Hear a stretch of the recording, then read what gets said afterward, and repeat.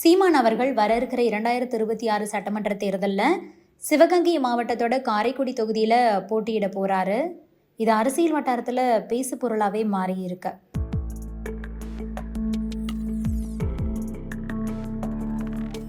சீமான் தன்னோட தேர்தல் காலத்தை வட சென்னையிலிருந்து தென் தமிழகத்துடைய காரைக்குடிக்கு மாற்றி இருக்கிறது ஒரு திட்டமிட்ட அரசியல் நகர்வாகவே பார்க்கப்படுது.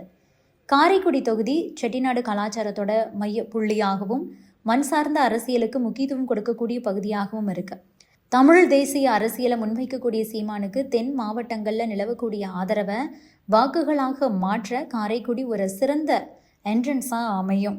மேலும் இது காங்கிரஸ் கட்சியுடைய பாரம்பரிய கோட்டையாக கருதப்படுறதுனால ஒரு தேசிய கட்சியை நேரடியாக எதிர்த்து தன்னுடைய வலிமையை நிரூபிக்கிறதுக்கு ஒரு சரியான களம் அப்படின்னு அவர் கருதுறாரு.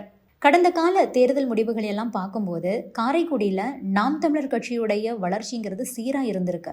2026 வெறும் 2.65% வாக்குகளை மட்டுமே பெற்றிருந்த அந்த கட்சி 2021 சட்டமன்ற தேர்தலில் 11.24% வாக்குகளை பெற்று 4வது இடத்தை பிடிச்சது. அப்போது காங்கிரஸ் வேட்பாளர் மாங்குடி சுமார் 75,000 வாக்குகளை பெற்று வெற்றி பெற்றிருந்த நிலையில் பாஜகவுடைய ராஜா 2ஆம் இடத்தை பிடிச்சாரு. தற்போது சீமான் போன்ற ஒரு பெரும் ஆளுமை நேரடியாக களமிறங்கும் போது இந்த வாக்கு வங்கி பல மடங்கு அதிகரிக்கும்னு அந்த கட்சியினர் நம்புறாங்க. சீமானுடைய சொந்த தேர்தல் பயணமும் ஒவ்வொரு தேர்தலிலும் ஏறுமுகமாக தான் இருந்திருக்கு.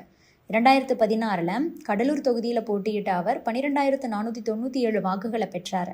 ஆனாலும் 2021 திருவொற்றியூர் தொகுதியில் போட்டியிட்ட போது சுமார் 48,597 வாக்குகளை பெற்று 3வது இடத்தை பிடிச்சார்.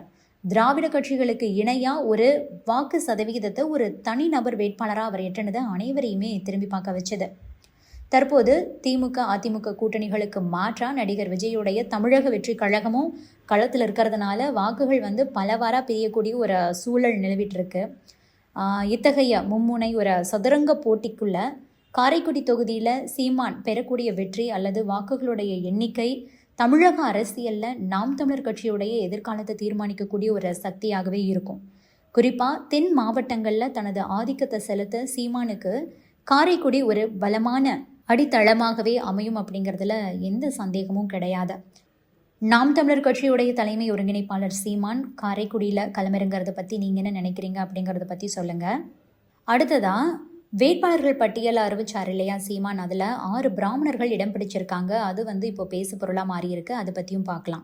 கடந்த 21ஆம் தேதி திருச்சியில் நடந்த மாநாட்டில் வைத்து கட்சியுடைய வேட்பாளர்களை அறிமுகப்படுத்தி இருந்தார் நாம் தமிழர் கட்சியுடைய தலைமை ஒருங்கிணைப்பாளர் சீமான்.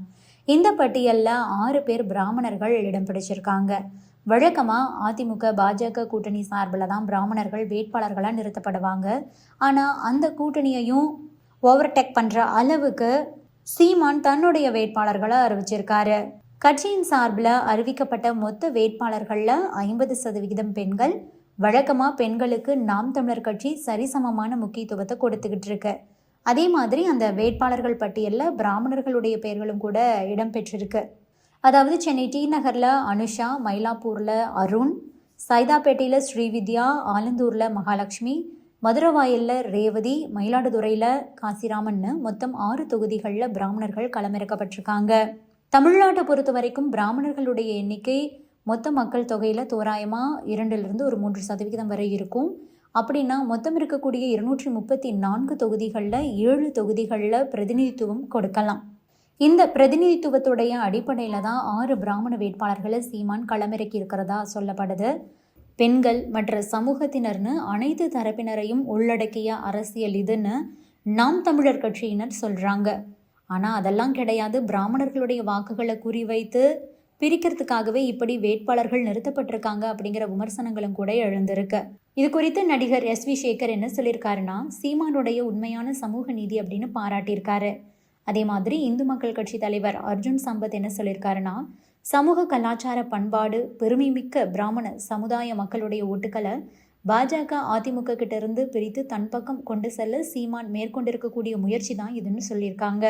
இது திமுகவை வெற்றியடைய வைக்கும் யுக்தி. இவங்க என்ன கதறினாலும் படித்த பண்பட்ட பிராமண சமூகத்தினர் இவங்களுக்கு ஓட்டு போட மாட்டாங்க அப்படின்னு சொல்லியிருக்காரு. இது பற்றி நீங்க என்ன நினைக்கிறீங்க? உங்களுடைய கருத்துக்களையும் பதிவு பண்ணுங்க. Subscribe to One India and never miss an update.